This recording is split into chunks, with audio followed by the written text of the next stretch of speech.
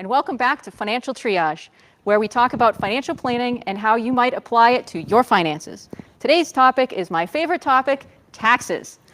At the end of today's class, I hope you will understand more about your personal income tax return and ways to reduce your lifetime taxes and grow your net worth. As there has recently been a new tax law proposed that came out of the House Ways and Means Committee last week, we will also discuss how those potential changes may impact your tax return if it becomes law. Note about this proposed law, it is not law yet. The reason we talk about it is because it has a lot of provisions in it that have been talked about for a lot of months that may end up becoming law in the next year and a half. And so just to get ahead of it and be aware of upcoming changes, we will let you know as we talk about the different topics what might be changing. But important note, it is not law yet. We are going to cover a lot of information in each episode. As everyone is in a different place financially and has different values and goals, not all of this information will apply to you. You can download the slides using your camera app on this QR code, which we will show periodically during this broadcast. If you have questions, please note them in the chat at any time. We will answer all questions at the end. As we are going through these topics, if there is a particular segment, topic, or situation you would like to see as a future seminar, please leave it in the chat or email the organizers at academy@bedfordpresbyterian.org. My name is Jennifer Climo, and I love all things financial planning and income tax. I have been providing income tax advice to individuals and small businesses for over 30 years, and I've been providing financial planning advice to individuals and couples for over 18 years. I'm a certified financial planner, CFP, and I'm also a CPA certified public accountant. Disclaimer, the views expressed today are mine alone and are not the views of either Bedford Presbyterian Church or Milestone Financial Planning. Nothing you hear today should be considered investment advice. Do not make financial or investment decisions based on this or any other seminar, but instead meet with a qualified financial advisor regarding your specific goals and financial circumstances before making major financial decisions. Note that almost all financial decisions will impact your income taxes or your estate taxes now or in the future, and the tax consequences should be evaluated before you take action. And most importantly, past performance of investments does not predict future results. TRIAGE is the acronym we came up for this series of classes. Today's topic is the T in TRIAGE, taxes. There are ways you can save thousands or tens of thousands of dollars in taxes over your life. As we go through this material, I'm going to keep it as general as possible and not list out every possible exception or possible applicable scenario. Also, I apologize in advance for the mind-numbing complexity of the topic. Taxes are very complicated. In the days of Jesus, one of the disciples asked, "Is it right to pay taxes to Caesar or not?" To which Jesus replied, "Give to Caesar what belongs to Caesar, and give to God what belongs to God." Paraphrased, Matthew 17 and 21. Before we get into a discussion of the types of taxes you might pay, we are going to go through your tax return from income to taxes due. Let's start with total income. Total income equals all income received. Everything you receive is taxable income unless it's exempted by the Internal Revenue Code.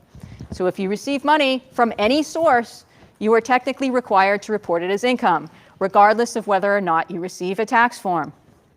Total income can include wages, dividends, interest, capital gains, unemployment, 1099 income, pensions, annuity distributions, IRA distributions, and Social Security, among other things. Income is further broken down into at least two categories for different tax calculations. Earned income. What is earned income? Earned income is wages and self-employment. Income from your job is an easy way to think of earned income. Earned income is commonly used to determine whether or not you can make an IRA or a Roth IRA contribution, among other things. Tax calculations are often based on either earned income or unearned income. What is unearned income? Unearned income means different things for different areas of the tax code. In general, this is income that is not wages or self-employment income. For example, interest and dividends, rental income, capital gains, passive income from various investments. These are all examples of unearned income. Unearned income is also used in various calculations in the tax code. So these are two terms, just two of several terms that you're going to need to understand for today's discussion. Now that we understand total income, we will discuss deductions. Deductions are items you get to subtract from your total income to get to your adjusted gross income. The adjusted gross income, which we'll explain more in a moment, is abbreviated AGI. I'm going to talk about AGI a lot. It means adjusted gross income, and it is a calculation that we're going to talk about right now. These deductions that are subtracted from total income to get to AGI are known as above-the-line deductions, not to be confused with itemized deductions or the standard deduction, which come later. Above-the-line deductions may include things like self-employed health insurance, HSA contributions, small business retirement plan contributions, IRA contributions, pre-2018 divorce alimony, educator expenses, student loan interest, etc. Though there are others, those are some of the big ones. Total income minus above-the-line deductions equals adjusted gross income, or AGI. Very, very important. Please remember this concept. This is labeled as such on your tax return. After adjusted gross income, we get to deduct more things, either the standard deduction or itemized deductions. Everyone receives a standard deduction of $12,550 if you're single, $25,100 if you're married filing joint for 2021. Since 2018, when these limits were increased, most people now take the standard deduction. Remember, a deduction is a subtraction from income. You would only itemize your deductions if they totaled more than the standard deduction. Examples of itemized deductions are if you pay $10,000 in real estate taxes or state income taxes, if you have mortgage interest, if you have medical expenses that you did not pay with your HSA that exceeds 7.5% of your adjusted gross income, then you can add them as an itemized deduction. Or my favorite, if you are very generous with your church or 501c3 charities, you get to deduct that as well. All of those things add up together, and the total of those itemized deductions would need to exceed the standard deduction for it to make sense for you to itemize your deductions. Important note on the charitable deduction that you cannot deduct gifts to political organizations, GoFundMe, your friends or family, or random people you are helping. Those are not 501c3 charities and not tax deductible. There are a few other unusual itemized deductions, but these cover the bulk of them. Regarding medical expenses, I've had several clients living in assisted living facilities where their room and board was considered 100% deductible as medical expenses. If you know anything about the cost of this care, you know it can be $10,000 to $15,000 per month or more. By matching the taxable income taken with their IRA with a medical deduction that exceeds 7.5% of their adjusted gross income, they paid little or no income taxes on the remainder of their IRA they used to pay for nursing home care. This is one example of ways to save lifetime taxes, is saving a portion, if you can afford to, saving a portion of the IRA for later in life care. This does require tax planning. You can sometimes completely avoid the income taxes on the last amount in your IRA. Believe it or not, the Bible discusses paying taxes. Pay your taxes too, for these same reasons. For government workers need to be paid. They are serving God in what they do. Romans 13:6.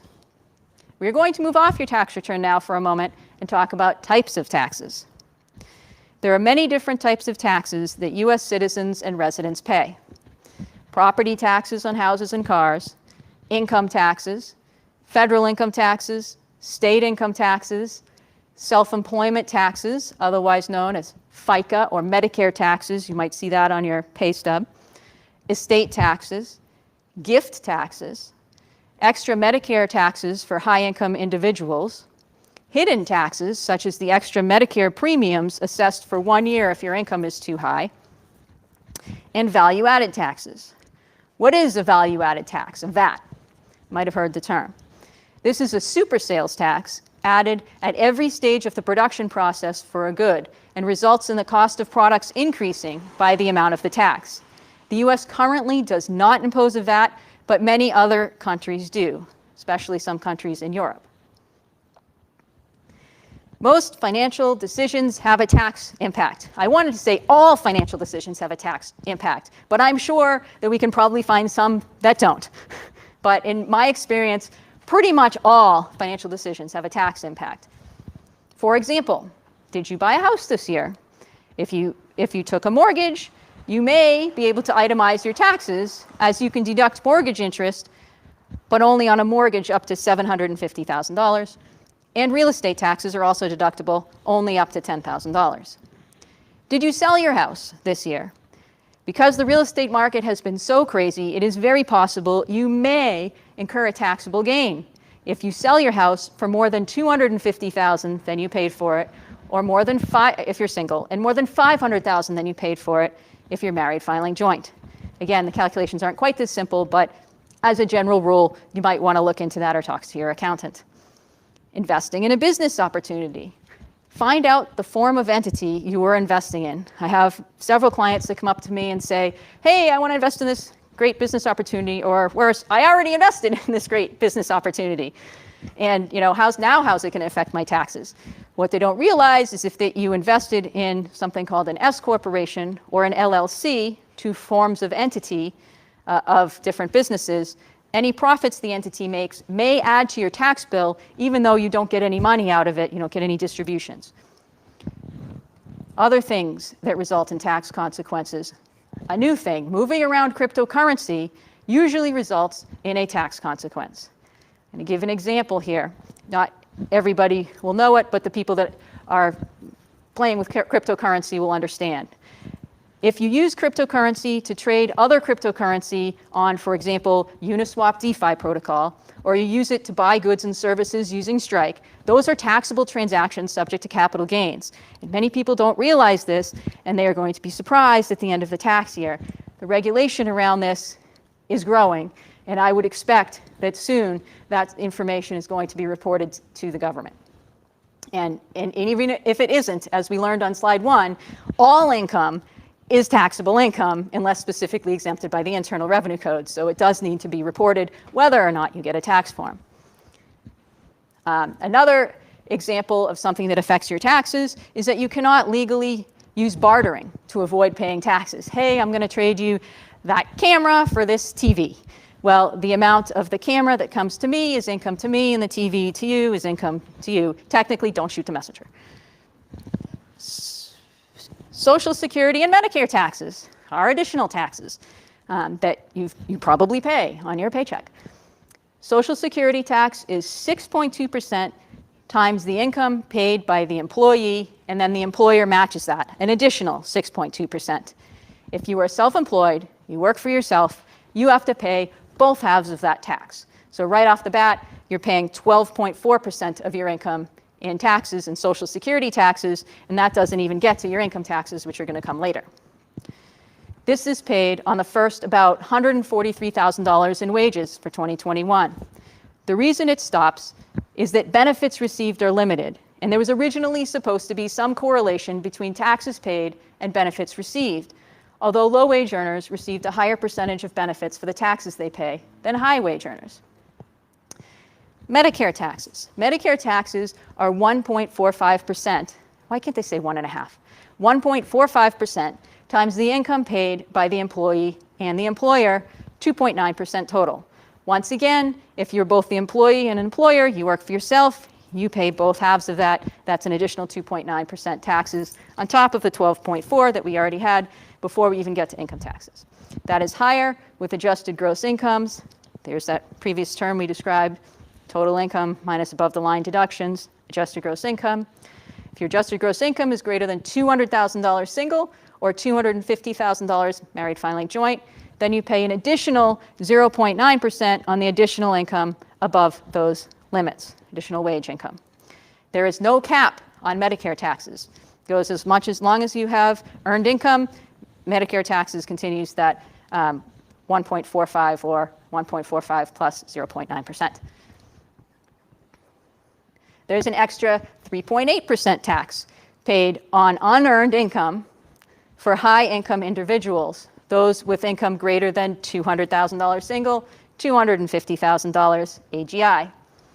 For the purpose of this extra 3.8% Medicare tax, the definition of unearned income, not wages, not your job, all the other stuff, unearned income, is limited to mostly interest, dividends, passive income, and capital gains. This tax only applies to income above those limits above. So if your adjusted gross income is less than $200,000 single or $250,000 married filing joint, you don't have to worry about that tax. The American Families Plan, not this tax law that came out of House Ways and Means Committee, it is not yet the law. However, it has proposed extending this 3.8% Medicare tax to S corporation profits if you are active in the corporation. When this tax was originally proposed, it only covered unearned income, and now the proposed change is to include S corporation profits in that, but only if your income exceeds $400,000 single, $450,000 married filing joint. I know there's a lot of these limits, but they are mostly the same: 200, 250, 400, 450, with a few outliers. So if your income is less than those amounts, you don't have to worry about any of those extra taxes. Estate taxes are calculated on the net value of accumulated assets at death. Federal exemption limits are currently very high, but may be reduced if tax reform passes this year. In my career, this limit has been as low as $675,000 and later $1 million. Currently, the limit is about $11.7 million per person, so it affects very few people. However, the American Families Plan, proposed plan, not yet law, halves these limits to about just under $6 million per person. Still doesn't apply to all that many people. Some states still have very low limits, like Massachusetts. Massachusetts has a $1 million estate exemption. New Hampshire does not have an estate tax. To give you an example of how the estate tax would affect you on a federal level versus a state, you might say, hey, I'm never going to have 11.7 million, and I might never even have 5.8 million. But if you live in Massachusetts and you own a house, housing costs in Mass housing values have shot up. You have a 401k, some bank accounts, little other investments, and life insurance. Yes, life insurance proceeds are generally included in your estate. They are not subject to income taxes, but they are subject to estate taxes. So if you have life insurance proceeds, 401k in your house, you're probably over $1 million. And the issue with Massachusetts is they will tax you, if you're over the $1 million, they tax the entire $1 million or the entire amount of your estate, versus the federal limit. If the federal limit is $5.8 million and you have $6 million, then you're only taxed on the $200,000 difference. So that's a difference in the tax. Obviously, the Massachusetts state tax rate is much, much less than the federal tax rate. I think the federal tax rate is 40%, and the Massachusetts state tax rate varies depending on how big the estate is, but maybe from 4 or 5% up to 12%. Gift taxes are applicable on gifts made that exceed $15,000 per year per person. But the excess of those amounts are only taxable if you die with assets in excess of the estate tax limit. The federal limit is currently, as we discussed, $11.7 million per person, possibly going down to $6 million. But as we know, that will only be, in general, you can give people whatever you want, but if you're ever going to die with an estate that becomes a taxable estate, they will bring the value of those excess gifts in and tax them. And the tax is paid by the donor, by the way, not the person you give it to, but the person doing the giving. New Hampshire income taxes. Believe it or not, New Hampshire does have some income taxes. They consist of the interest and dividends tax, which is 5% on interest and dividends above $2,400 a year if you're single, and $4,800 if you're married filing joint. Another tax is the business profits tax of 7.7% of business income for businesses with gross receipts greater than $50,000. That's a pretty low limit. New Hampshire does not tax individuals on income, so pass-through entities such as S corporations, LLCs, and partnerships have to file standalone New Hampshire tax returns, and they're subject to the New Hampshire profits taxes if they're above the limit, the $50,000. Many sole proprietorships in practice don't end up paying this tax because you can also deduct the business owner's estimated compensation up to certain amounts. There is also a 0.6% tax on business interest, payroll, and dividends paid, and this is applicable to businesses with gross income greater than $222,000. This tax offsets the business profits tax above. Basically, the calculation of taxes is super complicated. The above list of the kinds of taxes is comprehensive. Pretty much any financial decision will have an impact on one or more of these types of taxes. This is why it is so critical to get financial advice from a professional that has tax knowledge. Otherwise, you can get burned. Going back to income taxes, let's look at a tax return. I don't know if anyone took me up on my suggestion to bring a copy of your tax return to today's talk. There is a big difference between tax withholdings and income taxes due. Many kinds of income have mandatory or optional tax withholdings, like 401k distributions, IRA distributions, annuity payments, Social Security payments, etc. Tax withholdings on this type of income is usually 10% or 20% right off the bat. Please note, these withholdings are not a calculation of your specific tax liability. They are instead a base withholding rate. Let's look at the tax return form. On the return you have your income less your above-the-line deductions equals your adjusted gross income, line 11 of your tax return. Then you get to deduct either your standard deduction or your itemized expenses to get to your taxable income. This amount is multiplied by your marginal tax rate. This is a simplistic explanation of the calculation. However, keeping it relatively simple, if you're under age 59 and a half and your current marginal tax rate is 22% and you take a distribution from your 401k of $10,000, your plan is probably only going to withhold 20% or $2,000. And you're going to think, oh, I paid my taxes on that amount, I'm good. And then at the end of the year, you do your tax return and you realize, and I do get this question all of the time, people think they've paid their taxes on this distribution when they've only paid the mandatory federal withholding. Your tax rate might be 12%, it might be 35%, somewhere in between. And if you're under 59 and a half, you may pay a 10% penalty. Therefore, back to our example, if your taxes due on the $10,000, if you're in the 22% tax bracket, $10,000 times 22% is $2,200. The 10% early distribution penalty, because you were under age 59 and a half when you took that, 10% of $10,000 is $1,000. That's $3,200 in taxes due. You only withheld $2,000. You're going to owe $1,200 on top of everything else. A lot of people don't understand this, and when they take a distribution of any kind from any kind of income source. So there is a difference between your specific tax situation and what gets withheld from any kind of income.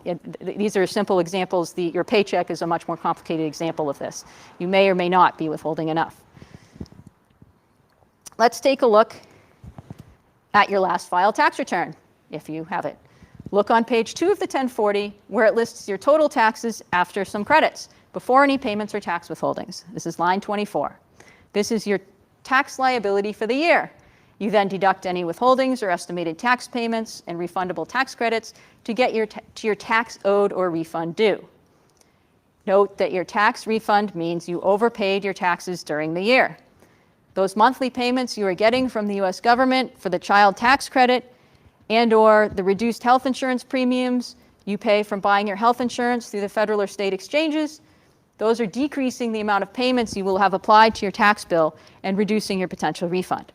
It's all going to be reconciled on your tax return at the end of the year. Now, this may be offset because you're going to get larger tax credits. That's why they're advancing the tax credits, because they don't want people to have necessarily a huge tax refund. They want people to have the money during the year. But if you have a different tax situation this year, or a lot of other income, or you're under withheld in other areas, when you're doing tax planning, you really need to think about all of these things together and see how they affect you. The only way to know for sure you haven't underpaid your taxes is to prepare a tax projection, which is an estimated tax return. And that includes everything specific to your tax situation. We're going to have a brief discussion of the American Families Plan here, and then we're going to talk a lot more about this at the end. The proposed new tax law from last week, the American Families Plan, increases the credits for kids over age 6 to $3,000 per child starting in 2023. It leaves the amount for the kids under age 6 still at $3,600. This credit phases out between AGI of $75,000 to $200,000 if you're single, and $150,000 and $400,000 if you're married filing joint. It's a sliding scale. The more your income, the less of the credit you get. It uses the lower of this year or next year's income to make this determination. So if you have a low tax year or a high tax year, you can use the other year to qualify for the credit. And if the government overpays you during the year, you don't have to repay it unless there's fraud or you deliberately understated your income on your tax return. That's very similar to the health premium tax credits that are extended in this proposed tax law. Last year they passed this, or earlier this year, they passed the health premium tax credits so that no matter what your income was, your health insurance is limited to 8.5% of your income, your premiums. Obviously, if you have very high income, that won't apply to you because your premiums won't be as high as 8% of your income. If you get your health insurance through yours or your spouse's employer, this does not apply to you. This only applies to people buying health insurance off the exchanges. Those are the ones that have their health insurance costs limited to a certain amount of their income. Also, if you get too much of a health subsidy during the year, you don't have to repay it unless there was some sort of fraud or deliberately understating your income, as mentioned below. Now remember, this American Families Act stuff is not yet law. I do expect that parts of this, a lot of people, professionals expect that parts of this are going to become law because they've been talking about this and other tax increases for a year now. So it is highly likely that this will parts of this at least are going to pass.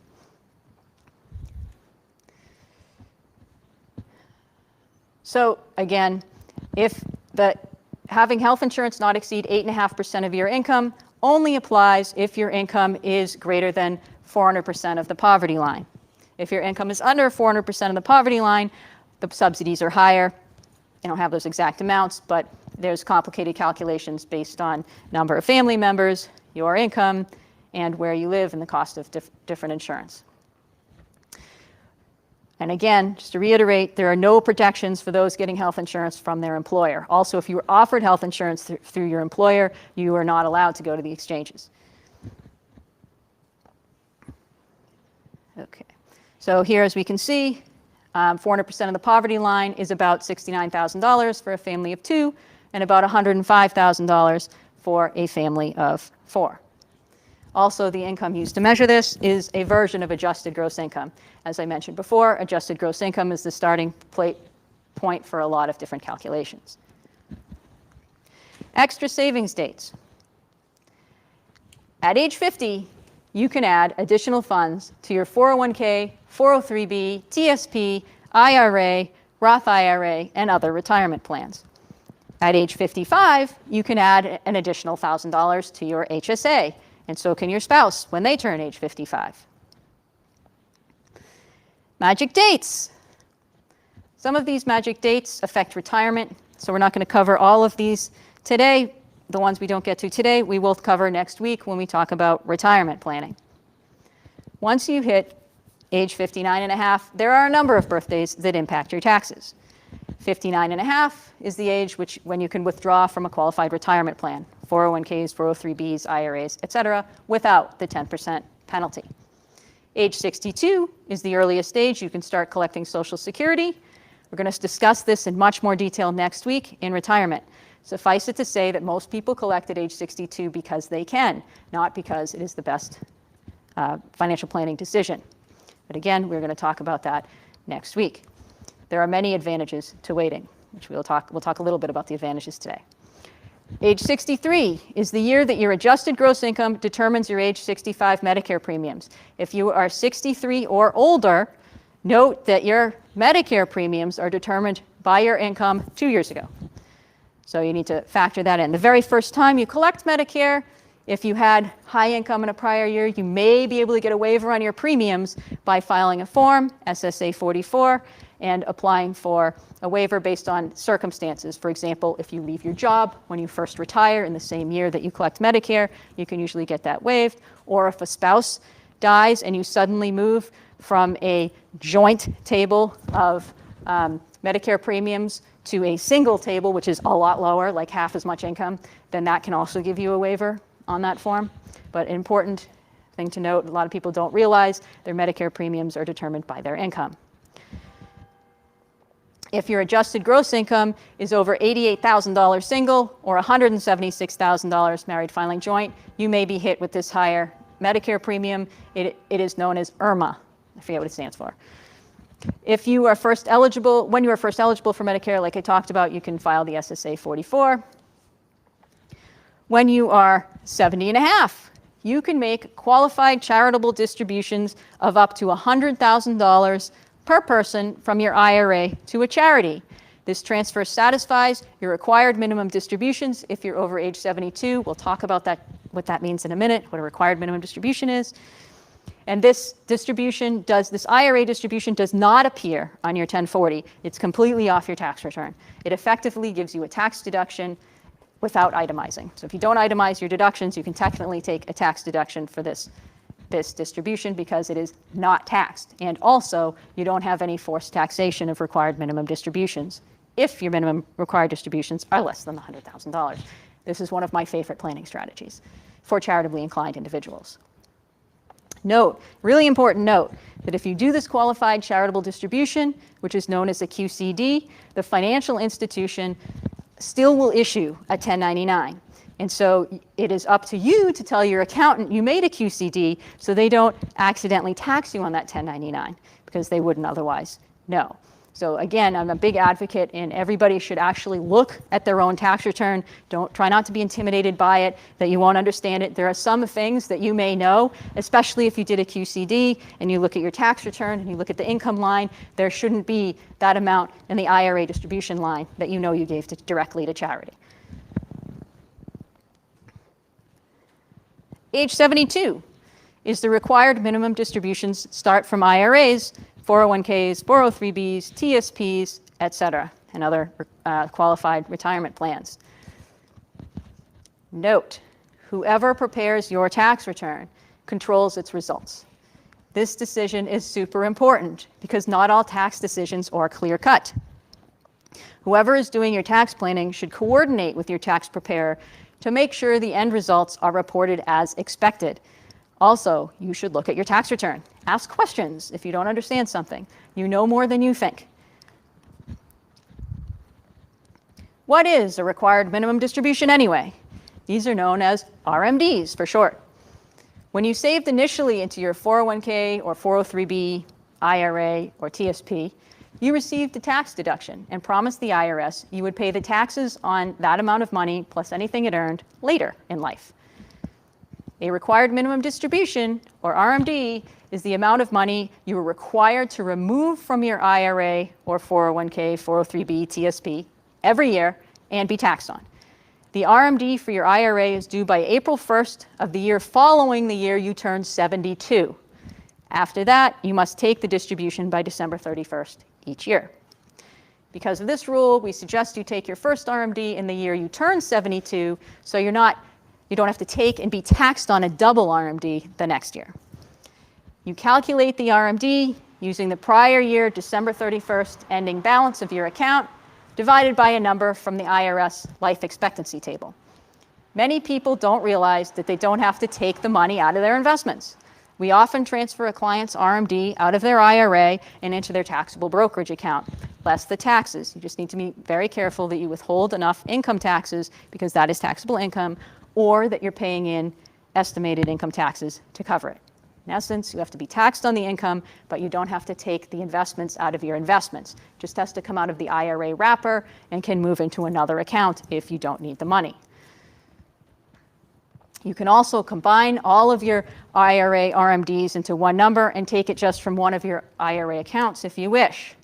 You cannot do that if you have a 401k or a 403b, you have to take the required minimum distribution directly from each account separately in those cases.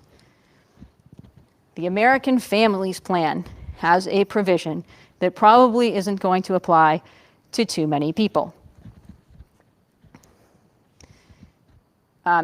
If you have combined retirement accounts, IRAs, Roth Iras, 401ks, 403bs, TSPs, etc., of over $10 million, you will now be subject to a super RMD of 50% of the amount over $10 million.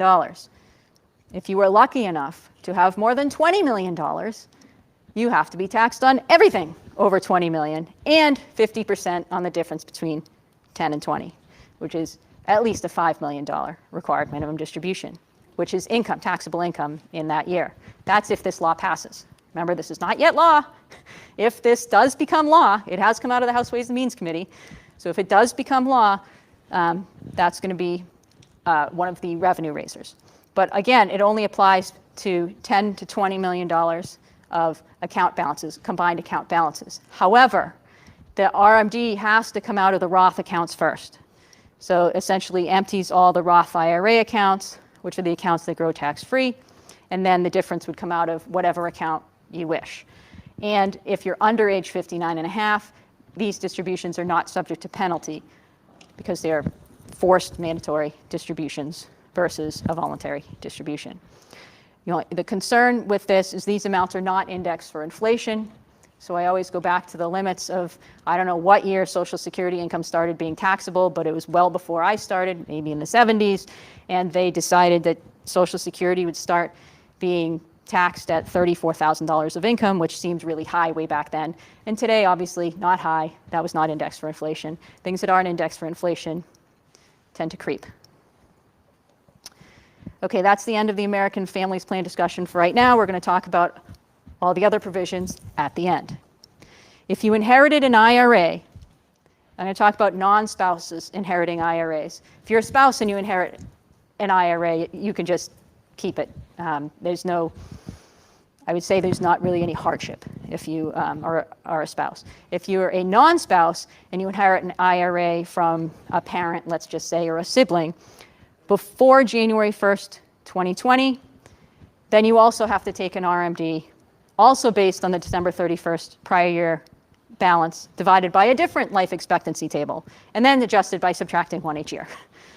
If you inherit an IRA from a non-spouse this year, there are no more RMDs. They got rid of that in one of the recent tax laws. But you may need to empty the account within 10 years.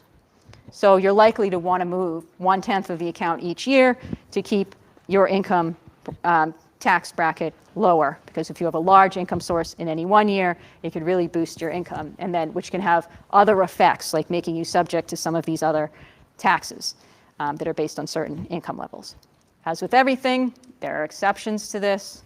There's exceptions to everything in tax law. Just trying to cover the basics. If you are married, tax planning tip, I've had this happen.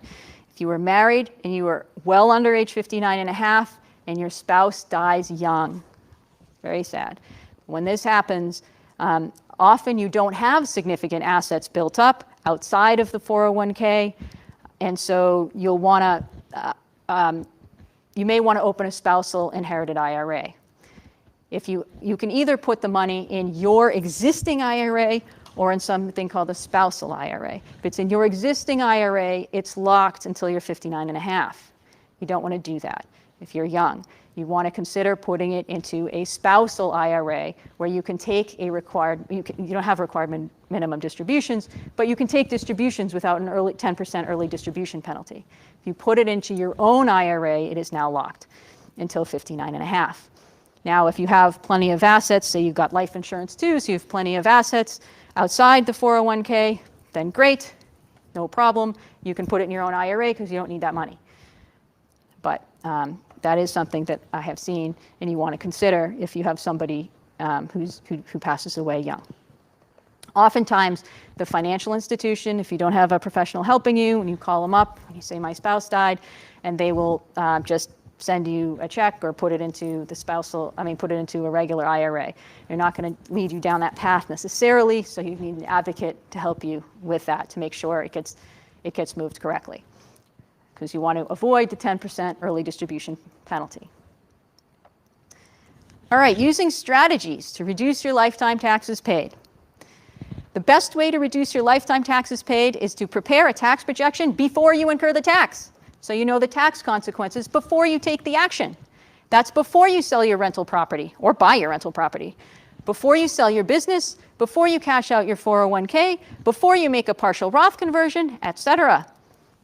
A tax projection gives you answers and possible strategies for reducing taxes on the transaction if you structure it a little differently. You just don't know how extra income is going to interplay with other items on your tax return and impact your tax rate. Common pitfalls for adding additional income include: you might pay extra taxes on your Social Security. As I've mentioned, Social Security can be non-taxable, partially taxable, or up to 85% taxable, depending on your income. Extra taxes on your capital gains. There is a 0% tax rate up to certain income limits. If you bump up over those limits, then it jumps to a 15% tax rate and possibly a 20%, depending on the extra income you have given yourself. Reduced deductions that are based on income, like charitable deductions of appreciated stock. Those are limited to 30% of your adjusted gross income. Or medical expenses. Medical expenses have to exceed 7.5% of your income. If you make your income higher, then fewer medical expenses will be deductible. You could have a reduction in the business deduction on qualified business income if you're self-employed. Especially if you're a self-employed professional that is not an engineer or an architect, then that deduction on that income is limited based on how high your income is. You might accidentally increase your future Medicare premiums. This is probably the thing I see the most. So people do not realize that their income starting at age 63 impacts their Medicare premiums 2 years later. Or they have a high income event after age 65 when they're on Medicare, and then 2 years later, surprise, your Medicare premiums are $475 a month. What? So you just need to be aware that that's a thing. Did you know your regular 401k, IRA, TSP, 403b plan is a huge tax bomb? Any money withdrawn is taxed at ordinary income tax rates. So if you need to withdraw $25,000 for expenses, this is when you're over 59.5, you may expect to actually withdraw $35,000 or more to cover the taxes on the withdrawal, which increases the taxes due on the withdrawal, which means you have to take out more to cover the taxes on the withdrawal, etc. So you really need to pay attention to the tax impact of any extra income. Roth IRAs, we've talked about these a little bit. There are two types of Roths. There's a Roth IRA and a Roth 401k, and they're different. They are also the same in some ways. Sounds weird, but a Roth IRA is an account where you don't get a tax deduction and the assets grow tax-free.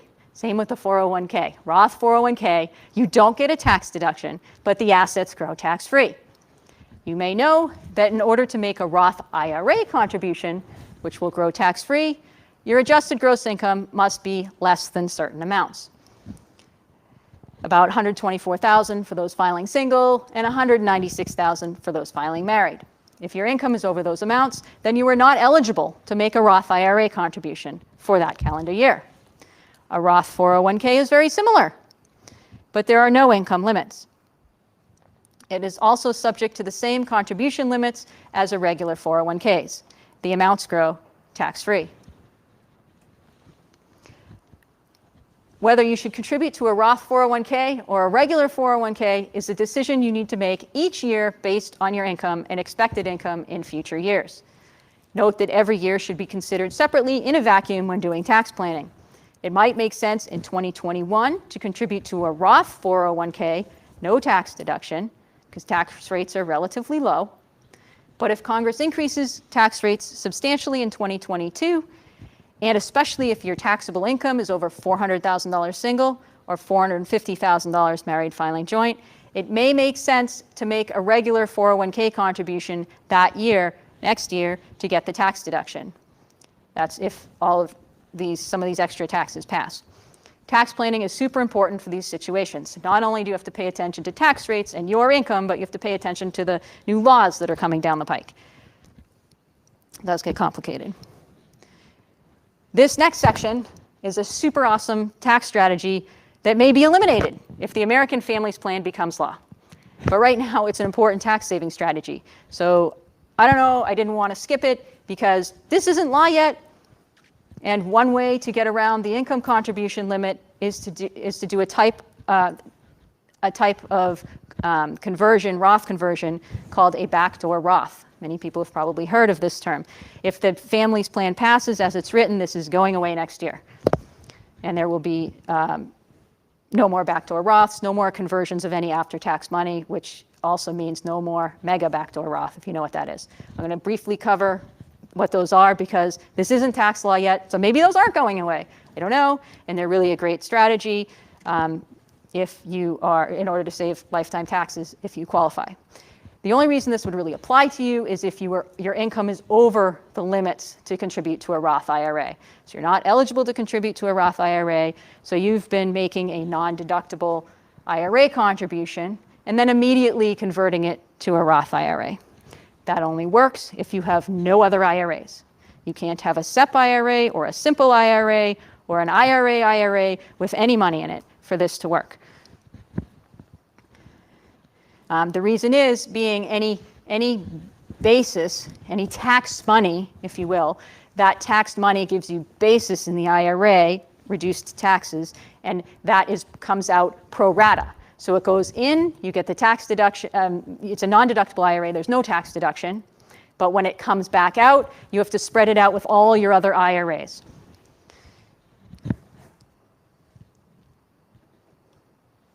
Bottom line. Okay. So if your company allows for after-tax contributions to your 401k, you can also contribute more money than your 401k. Let's say you're putting the maximum $26,000 into your 401k because you're over age 50 and you have enough income so you can afford to do that. Then sometimes your company may let you also add after-tax money into an account at your 401k. It's not your regular 401k, it's not your Roth 401k, it's this extra account for after-tax money. You add to that as well. It's usually limited to a percentage of your income. And when you leave your employer, the Roth IRA, the Roth 401k money goes into your Roth IRA, the regular 401k money goes into your IRA, and the after-tax money also can go into your Roth IRA. That is known as a mega backdoor Roth. That is also going away next year if this law passes. So if right now, if you have previously done a backdoor Roth and you've heard of this and you already are eligible to do it, you don't have any other IRAs and you do a backdoor Roth every year of your $6,000 or $7,000, you need to make the contribution and make the conversion in 2021 as a precaution in case this passes. Sometimes people wait and do the conversion later. Don't. Do it all now. And the same if you are already participating in this after-tax contributions, this mega backdoor Roth strategy, you need to wrap that up before the end of the year in case this goes away. Oops. What about partial Roth conversions? A Roth conversion is when you take some of your IRA and you transfer it into a Roth IRA. Anything taken from your IRA is taxable income unless you made a non-deductible contribution, as in the backdoor Roth we just discussed.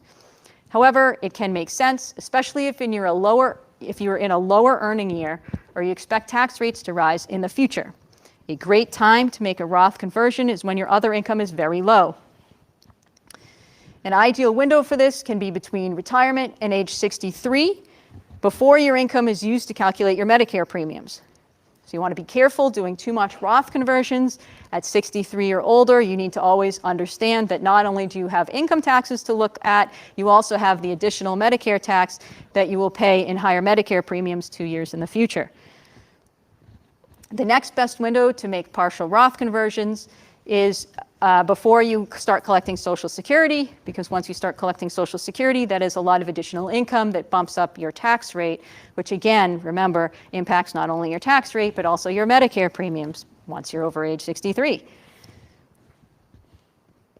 So this is one reason we like to tell people to wait to collect if they don't need the money, they're very healthy, they expect to live into their 80s.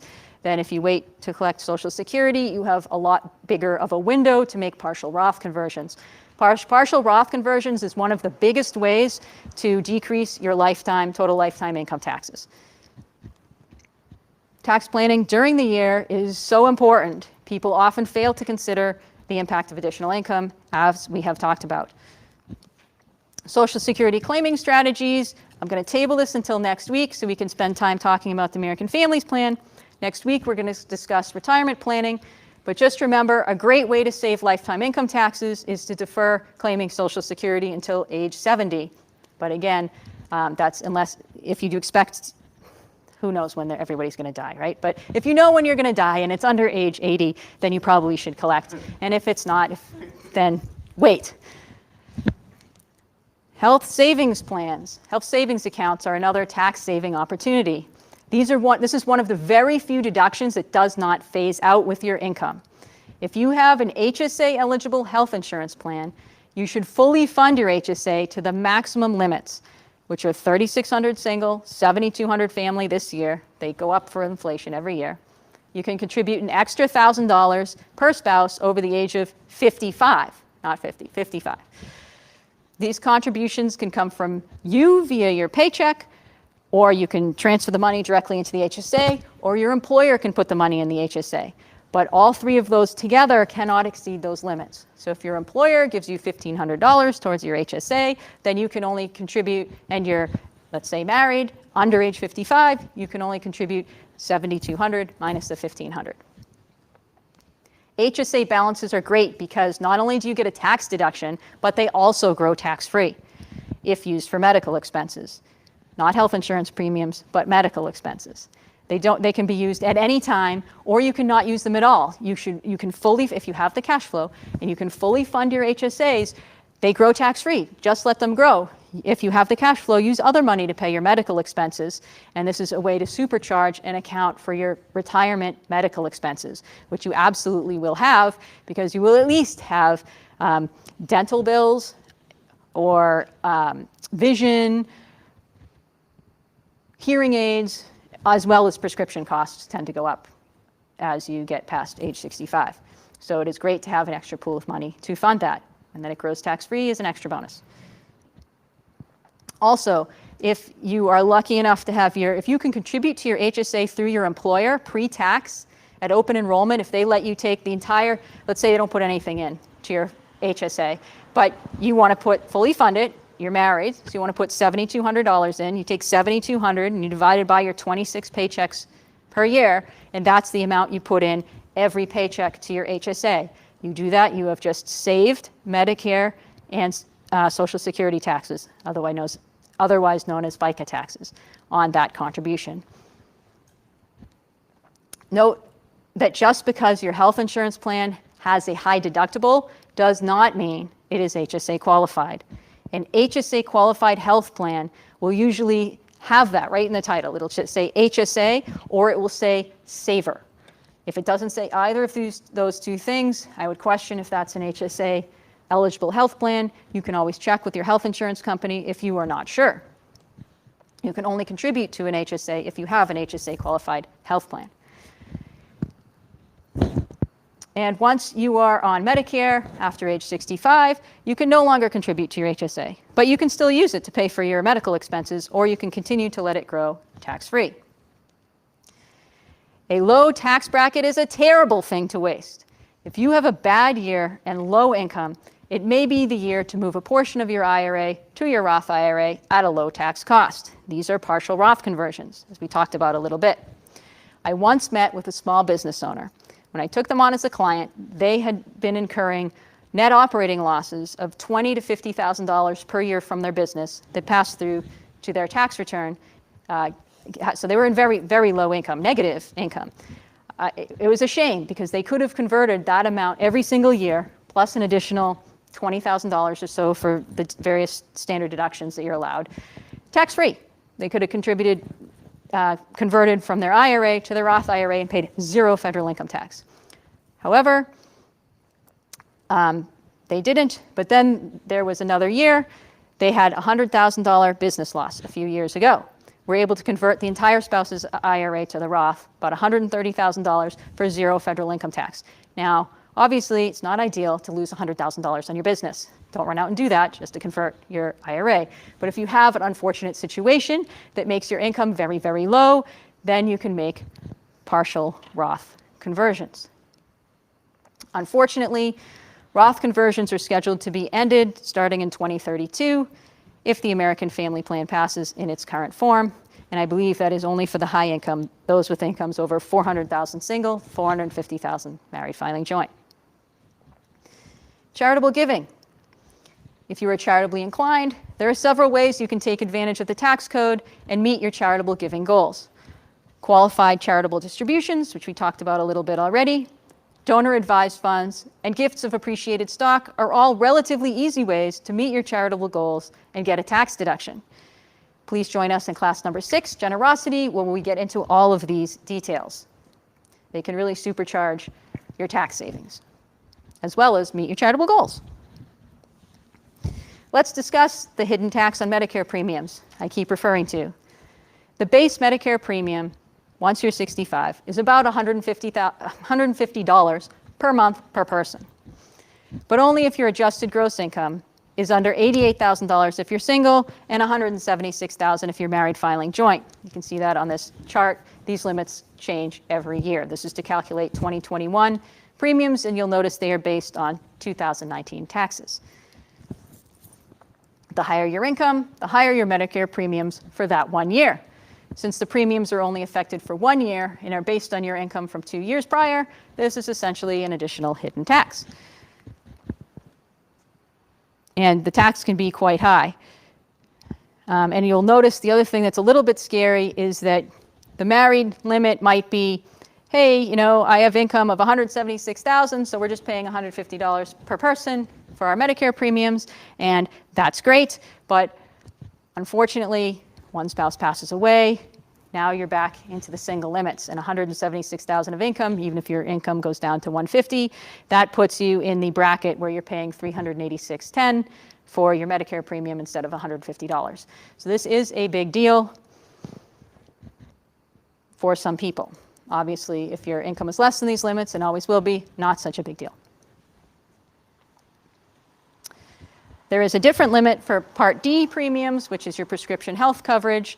So there are additional penalties there, again, for very similar limits. I think they're the same limits. Deductions for the self-employed. Very small business owners get some additional tax deductions that are above the line or in the adjustment section of your tax return. These generally do not phase out. For sole proprietorships and partnerships, these include health insurance for you and your family, long-term care insurance premiums for you and your spouse, and retirement contributions. Some of those also apply to other entities as well, such as S corporations. However, if your net business income is, for example, $150,000 or less, you may be better off with a solo 401k with a Roth 401k option than with a SEP IRA. $150,000 of income, if you make a SEP contribution, SEP IRA contribution, that's capped out at 20% of your income or $30,000. If you instead had a solo 401k, you could contribute the 401k limit of $19,000 if you're under age 50 to your 401k, $26,000 if you're over age 50, plus 20% of your net income. Again, $150,000 of net income is $30,000. $19,000 plus 30. If you have a 401k, you can contribute $49,000 if you have the cash flow. That's if you're under age 50. And if you did the SEP, you could only contribute $30,000. So it depends on A, your cash flow, whether or not you have employees, and how much money you want to save, which retirement plan is best for you. Also, solo 401ks tend to be a little more expensive to administer. SEP IRAs are very, very easy and simple. And note, the profit sharing contribution for your solo 401k has to go into the regular 401k. So even if you're putting your $19,000 in a 401k into your Roth, the match, profit sharing, would have to go into your regular. You can't throw it all into the Roth. If you have employees, then a SEP IRA may not be for you because you have to contribute the same percentage to everyone's account if they've worked for you for more than 3 years. So if you put 20% in your account, you have to put 20% of salary into all your employees' accounts. Therefore, if you have employees, a simple IRA may be a better choice. Very easy and simple and cheap to administer. There are lower contribution limits than a 401k, about $3,000 a year lower. And you have to match your employee contributions up to 2 to 3 or 3% of their salary each year. You can put a maximum of $13,500 in it for yourself, $16,500 if you're over age 50, versus $19,500 for a 401k, $26,000 if you're over age 50. So the limits are different, but the trade-off is super easy to administer, super cheap, a lot less paperwork. Important note that even if you make a SEP IRA contribution at 20% of income, you are capped at $58,000 total contribution for the year, $64,500 if you're over age 50. Other business deductions. There's also a relatively new business deduction on qualified business income that may result in a deduction of 20% times your net business income. There's a tons of limitations and exceptions to this that is beyond the scope for today, but you should be aware this exists and you should look for it on your tax return. If you are self-employed and you have income on your tax return, you need to look to see that the Form 8995 or 8995A was attached to your tax return. I have seen tax preparers miss this in the past. Even if you don't qualify for the deduction due to the various limitations, that calculation is done on the 8995. At least it should have been considered.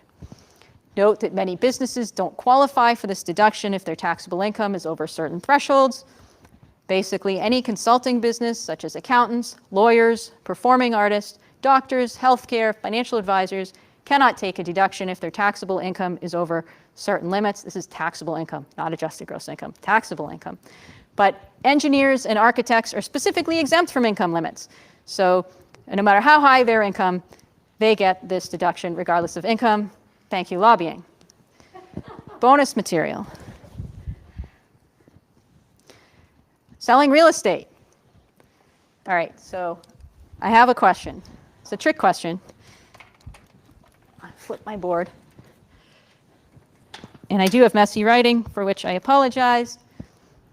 This is something I see all the time with the sale of real estate. Let's say you bought a piece of property for $500,000 and you rented it for however many years, 10 years.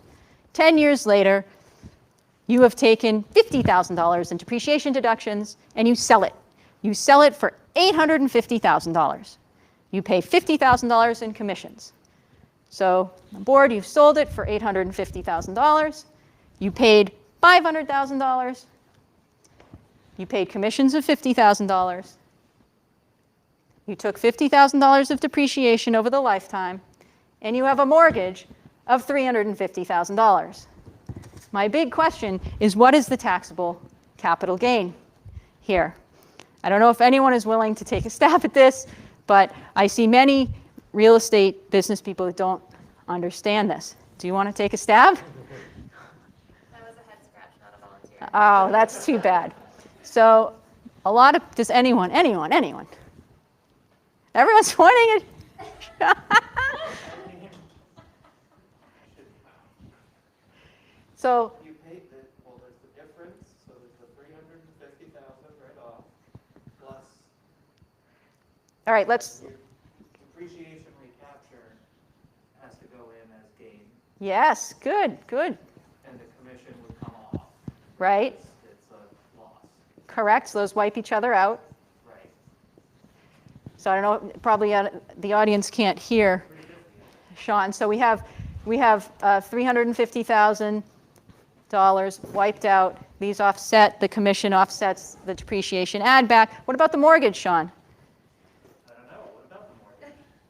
I'm asking you.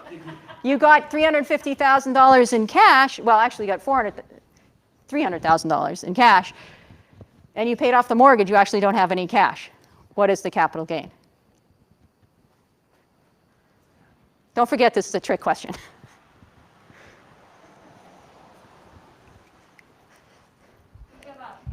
Okay, fair. The answer is, Sean was right. $350,000, the mortgage does not factor in whatsoever. Yay, Sean. So a lot of people don't realize that the mortgage is completely irrelevant to this calculation. If you take out a mortgage when you buy a piece of property, the government does not care. It is strictly what did you pay, what did you pay for the property, what was the sales price, what were your expenses, and how much you wrote off that you have to reclaim. So good job. Okay, now we get to the fun stuff. All of the changes coming through the American Families Plan, which are not all on the slide. So you actually have to listen to get all of the changes, or the majority of the changes that affect the tax code. Again, this is not yet law, but all the features in this have been talked about for a long time, and it's highly expected that if tax law does pass in the next year, that some of these aspects will be included. They almost all apply, almost all, if your taxable income is greater than $400,000 single, $450,000 married filing joint, except for there's extra taxes and then there's extra benefits. So we'll start with the extra taxes and then we'll get to extra benefits that are going to apply to other people. Almost every American is going to be impacted by this if it passes. There's something for everybody. S corporation profits. If you run a small business, you own a small business, and it's an S corporation, and your profits come through and flow through your tax return, that is currently exempt from the 3.8% Medicare surtax. Under the American Families Plan, it is no longer exempt. It is subject to the additional 3.8% surtax. Again, this is only for taxable incomes over $400,000 single, and in this one case, $500,000 married filing joint. And why they can't keep things all coordinated, but that one's different. The long-term capital gains rate, this one is most important. Have you made any sale and incurred any capital gains since September 13th when this passed? Well, guess what? If your income is over those limits, you're subject to a 25% capital gain if this passes. So if this passes in the future, the capital gains tax rate is retroactive to now. So for people, if you have any chance of earning more than $400,000 single or $450,000 married filing joint, be very careful incurring any more capital gains between now and the end of the year. As we mentioned before, Roth conversions will be banned starting in 2032. Again, this is based on taxable income over $400,000 single, $450,000 married filing joint. The top tax rate will increase from 37% to 39.6%. The super RMDs we talked about for super large retirement accounts of $10 million or $20 million, those only apply if for people with high incomes of over $400,000 single, $450,000 married filing joint. And again, those high income folks with those huge IRAs cannot continue to contribute to retirement accounts if their balances are over than $10 million. There will be new annual reporting for any kind of 401k or IRA plans that aggregate in total more than $2.5 million. Those amounts will be reported to the IRS. Now we get to some of the benefits. The law will extend the current high child tax credit, which we talked about a little bit, and the earned income tax credit. It also eliminates the Social Security requirement for qualifying children. In fact, the kids that you take care of don't even have to be your children. You can use the prior year income or the prior year income to qualify for this child care tax credit. And the definition of a qualifying child is now called a specified child, somebody who lives with you, is younger than you, and is under age 18, and who you care for. Again, this hasn't passed yet, but if this passes, this is what this looks like. It extends the dependent care tax credit for daycare, makes it refundable. It increases it to $8,000 of expenses per child, up to 2 kids. The phase-out doesn't now begin until income of $125,000. No difference for married, just $125,000. But it is indexed for inflation. There is a 50% credit rate, so if you incur $10,000 of expenses per year, times 50% is $5,000. You can deduct the $5,000, subject to an $8,000 cap per child. That 50% rate reduces down to 20% at higher income levels, and the entire credit phases out at adjusted gross income greater than $500,000. Also, employer-sponsored dependent care plans at work. If you contribute to one of those to pay your daycare expenses, that would be permanently increased to $10,500 under this proposed new tax law, which is more than double what it is now. There's also a new credit for caregivers, up to $4,000 per year, that phases out very slowly. This is for people giving care to the elderly, the disabled. Phases out slowly, starting at adjusted gross incomes greater than $75,000, all the way up to income of $325,000, where it's totally gone. The law also extends the higher health insurance tax credit permanently that was enacted in one of the more recent legislations. We talked about that a little bit earlier. And again, that only applies for people that do not get their health insurance through their employer. If you get it through the exchange, it applies, not through your employer. But the healthcare credit now becomes permanent and covers 80% of your health insurance premiums if it applies through the exchange. The American Families Plan kills a few popular gift and estate tax maneuvers, one of which is an irrevocable life insurance trust.